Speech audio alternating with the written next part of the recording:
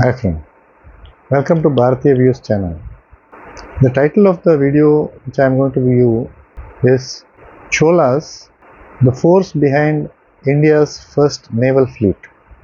Now this video for me is going to be very interesting because I have read about the Cholas, I have watched a few documentaries, small ones, and many of the Indians might have watched recently last year and a couple of years ago a movie called Ponniyin Selvan. It came in two parts, Ponniyin Selvan 1 and Ponniyin Selvan 2. Those movies were about the greatness of the kings. The Cholas were basically a line of kings in ancient Tamil Nadu. Tamil Nadu had very famous dynasties. They were ruled by the Cheras, the Cholas, the Pandyas, and then later on the Pallavas. I have not viewed this particular video before. It's going to be interesting for me at least. I'm sure it will for you. I might learn something new by watching this. So let's go ahead and watch this.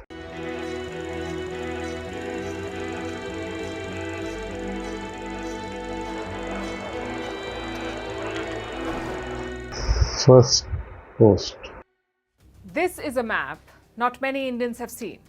Look at how expansive it is. Most of southern India, some parts of Sumatra in Indonesia, Malaysia to its north, and then Myanmar. Must have been a big shot empire, right? Well, it was. This is a map of the Chola Empire in the 9th century. We've all heard about them. They brought the golden age in Tamil kingdom. But how did Chola kings conquer lands across the oceans? How did they beat kings in Indonesia or Malaysia? With a navy. Cholas were the pioneers of naval warfare in India. Their navy was unmatched in the Indian Ocean. But who came up with this plan? And why the invasion into Southeast Asia?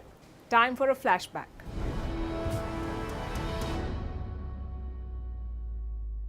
Here's the thing about the Cholas. They ruled for a long time, according to some, longer than any other empire. The first mention dates back to the 3rd century.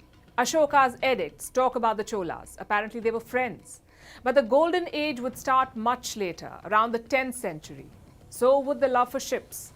By then, the Cholas controlled the Indian peninsula. The long coastline was theirs. So naturally, trade flourished. The Chola exports were in high demand all over the world, things like spices, cotton cloth, and ivory. My point is, they were loaded. This money was used to create the Golden Age. Chola kings supported poetry and arts. They built massive temples like this one in Tanjore.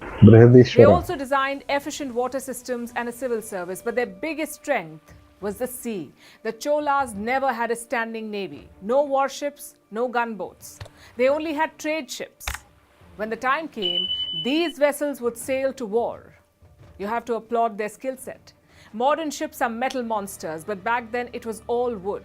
And the Cholas knew exactly which ones to use. The jackfruit tree worked well, so did jamun, rosewood, and maua. The Chola ships were made with rope and wood. It's a lost art today. There is neither interest nor demand for wooden ships. But simply making ships is not enough, is it? You need to know navigation. You need to survive at sea. Luckily, the Cholas were quick learners. They knew exactly what provisions to take on board, things like dried meat, fish, and rice flakes. They also had a neat trick to detect land. Chola sailors would take land-based birds on voyages, birds that prefer being on land than water. Every now and then, they would release these birds. If they came back, bad news. There was no land nearby. But if they kept flying, great. Because that meant there was land somewhere near. Talk about ingenuity. As for navigation, they used staple methods like following stars or aligning with constellations. Thus, the Chola navy flourished. They explored new lands and stationed diplomats there. Even China had a Chola emissary. So you've got a big navy, you've got the navigation skills, you've also got efficient ships. In the hands of the right king, it would be a powerful tool.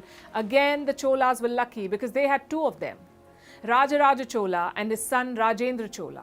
Let's look at the elder one first. He came to power in the year 985.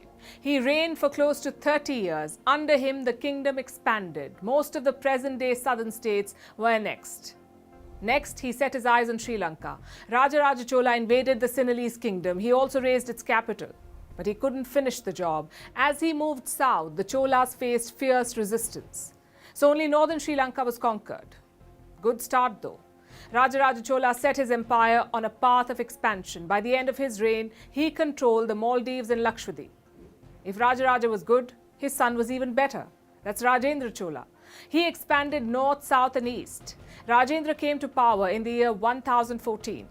His first order of business? Completing his father's Sri Lankan campaign. He did so with speed and force. Entire cities and religious centers were wiped out. The Sinhalese barely saw it coming. Yet Lanka was just a teaser. Rajendra's true ambitions were much bigger. He established settlements all over Southeast Asia and Thailand, Malaysia and Indonesia. He was also not afraid to flex his naval muscles. The opportunity came in the year 1025. Most of Southeast Asia was ruled by the Sri Vijaya Empire.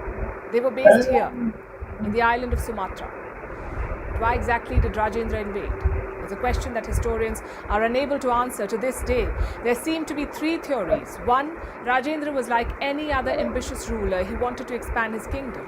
Two, he wanted to control the trade route to China. Apparently, the Sri Vijaya rulers were interfering, trying to intimidate Chola ships. So maybe Rajendra decided to teach them a lesson. Or three, some medieval geopolitics. The Khmer king, Suryavarman, had approached Rajendra for help. He was troubled by another regional kingdom. So Suryavarman's rival got to know of it. And what did he do? He asked the Sri Vijaya Empire for help. Maybe this extended rivalry forced Rajendra to invade. Whatever the reason, the result was spectacular. It was a 2,300-kilometer long journey, so give or take 30 days. The Chola fleet sailed from Nagapattinam to Malaysia. It was a naval blitzkrieg. Sri Vijaya had no idea what hit them. The Cholas used the monsoon winds to sail from city to city. They had a set routine: attack, plunder, leave. They had no interest in staying behind to rule. It's hard to imagine how this war unfolded. The Chola ships did not have catapults or slings, but they could carry soldiers, elephants and horses, so chances are they landed and then attacked. Rajendra took back untold riches from Sri Vijaya, also their prized war elephant. Any military historian would be proud of this invasion. It left Sri Vijaya and Southeast Asia broken. The monopoly was over. Chola influence in the region can be seen even today, in temples, in poetry, and in works of art. The Cholas indeed heralded a golden age. Their economy was unmatched, their navy was unrivaled, and their rulers were ambitious.